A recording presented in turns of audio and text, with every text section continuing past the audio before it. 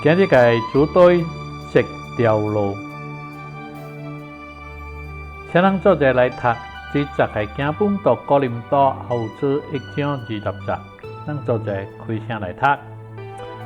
神的恩惠不論有多少，到基督都是死的，所以照着他也都是實在的，叫神因我們得榮耀。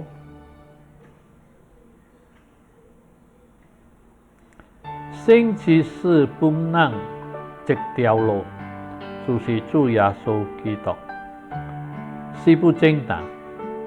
咱得了耶穌以外一無所有，咱所得嘅豐富良命，傳到耶穌基督來講，到基督之外，咱找袂到赦罪嘅路。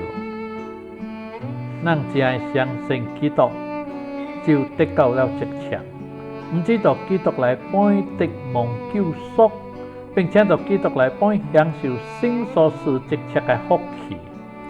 因為人生嘅第一大問題就是罪，已經解決了。神到舊約來幫關於基督嘅所有恩惠都已實現，一解也無落空。主耶穌是最直嘅道路，令解決人生所有問題嘅需要。到基督裡，咱才能夠得到滿足。有人問，為什麼神只分這一條路呢？這問了唔對啊！咱當問嘅是，為什麼神竟會使本人這一條路？這條路是基督徒十字架上流血捨命為罪人成就的，使凡信主的人從此不再做罪的奴僕。因為基督為人付了代價，人就能夠擺脫罪的刑罰和罪的權勢。因此，基督徒不要將家己的身體獻奉罪所不義的器皿。